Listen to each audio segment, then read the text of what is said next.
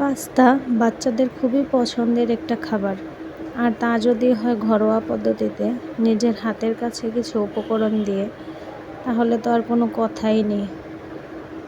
আজকে আমি আপনাদের সাথে উপস্থাপন করব খুবই সহজ পদ্ধতিতে পাস্তা রান্নার রেসিপি, আর যে উপকরণগুলো আমাদের বাসায় সবসময়ই থাকে তা দিয়েই আমরা আজকে পাস্তাটা তৈরি করে ফেলব।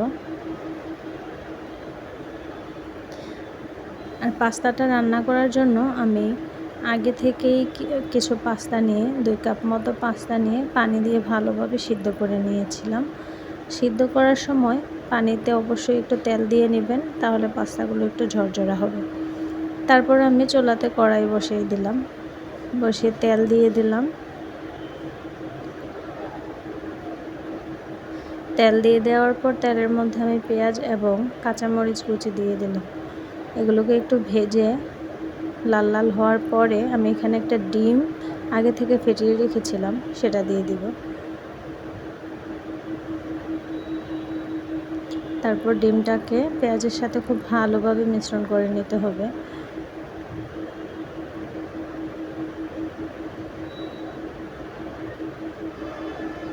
তারপর আমি সিদ্ধ করে রাখা পাস্তাগুলো এই মিশ্রণটার মধ্যে দিয়ে দিব।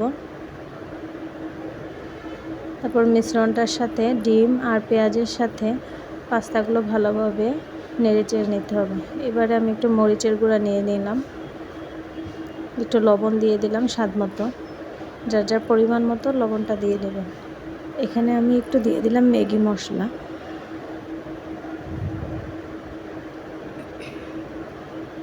এই মশলাটা ব্যবহারে আপনার পাস্তার স্বাদটাই অন্যরকম হয়ে যাবে।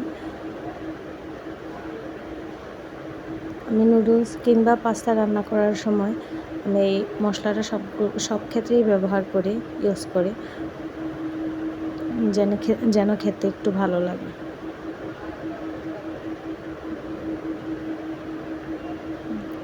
আমি এবার মশলাটা পাস্তাগুলোর সাথে খুব ভালোভাবে নেড়েচেড়ে মিশিয়ে নেব।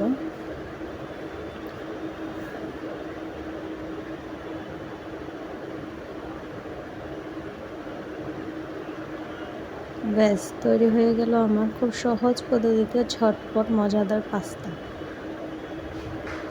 এই পদ্ধতিতে সবাই একবার ট্রাই করবেন।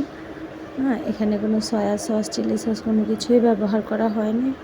নর্মাল ঘরোয়া পদ্ধতিতে হাতে কিছু থাকা উপকরণ দিয়েই আমি তৈরি করে ফেললাম মজাদার পাস্তা। খেতেও কিন্তু দারুণ মজা হয়েছে।